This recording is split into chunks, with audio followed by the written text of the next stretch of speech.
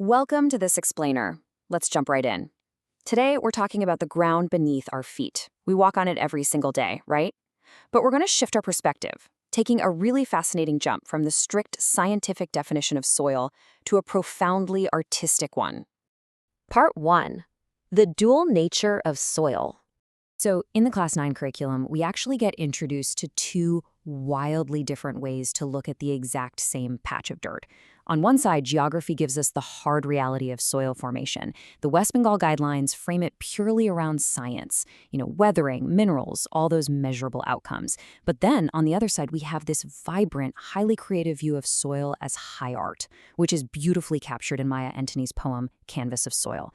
It's literally the same dirt, but an entirely different universe. Which brings us to a really interesting pivot. Have you ever actually considered that the ground beneath your feet is just waiting for a masterpiece? What happens when we stop seeing soil as just a mix of organic matter and crushed rocks and start treating it as a blank canvas packed with creative potential? Part 2. Earth as a palette. Stepping into this metaphorical gallery, we can see the core premise of Maya Antonee's poem perfectly illustrated. Notice the painter's tools sitting right next to that blooming garden. It's just like how an artist mixes shades on a palette to paint a landscape. A gardener uses the natural world to quite literally grow one. The tools might look different, sure, but that creative spirit, it's exactly the same.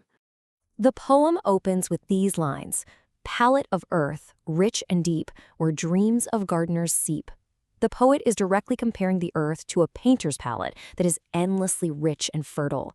And it suggests that every time you plant something, you're actually investing your creative imagination and your hope right into the ground. That soil isn't just holding water and roots, it's holding human dreams. Now, take the word seep. Just as a student learns the scientific process of water filtering through sediment, the word seep right here takes on this beautiful emotional weight. It captures how a gardener's hard work, their patience, and their dreams slowly absorb into and become one with the earth. It's a slow, quiet, but absolutely powerful process. Part 3. Brushstrokes of seeds. Brushstrokes of seeds, planted true, awaiting spring's vibrant hue.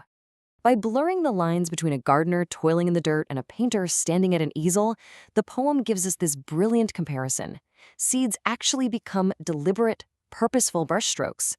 When a gardener sows seeds, it isn't random. They're planted true, with honesty, dedication, and a very specific vision in mind.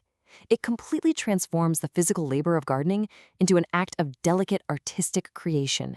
And we all know great art requires immense patience. Here, the gardener acts as the artist, patiently waiting for spring to reveal its specific, beautiful hues.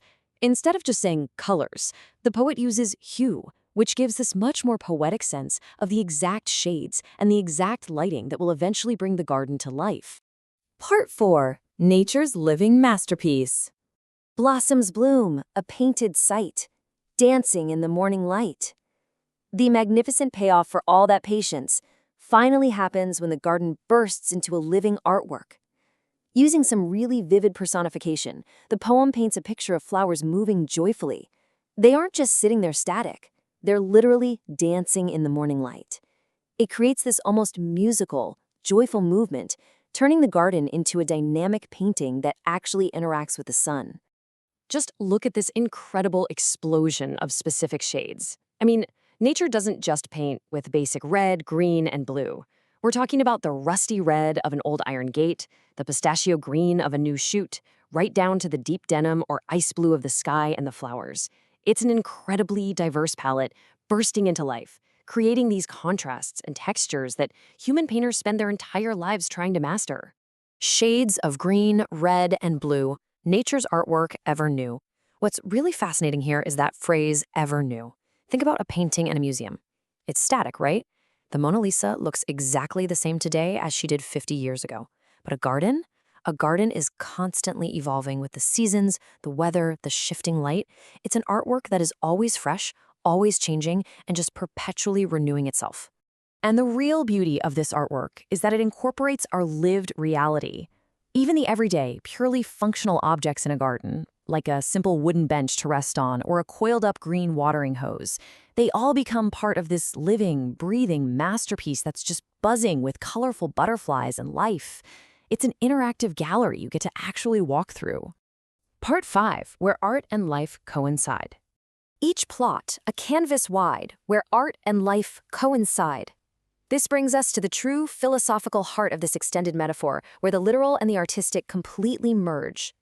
It brilliantly shows us that art isn't confined to fancy galleries or locked away in some studio. It happens everywhere, in nature, through the everyday creative acts of totally ordinary people. By calling the plot a canvas wide, the poet opens up this sense of vast space and limitless creative potential in even the tiniest patch of backyard dirt. By stating that art and life coincide, the poet completely shatters the boundary between human artistic creation and natural biological growth. They aren't two separate things anymore. The deliberate design of the gardener and the wild natural growth of the earth exist in total harmony. They happen at the exact same time, in the exact same space. In the hands of those who till, gardens become paintings still. Notice the absolute genius double meaning of the word still here. On one hand, gardens become calm, peaceful, still life paintings. But on the other hand, it means they remain timeless. Long after the gardener has finished tilling the soil, the beauty they've partnered with nature to create endures as a lasting living artwork. So I'll leave you with this final thought to ponder the next time you step outside, whether you're looking at a huge farm, a little backyard, or honestly just a single potted plant on your windowsill. If the soil is a palette and the seeds are your brushstrokes, what kind of living art are you capable of creating? Thanks for joining me on this explainer, and I hope you never look at the earth beneath your feet the same way again.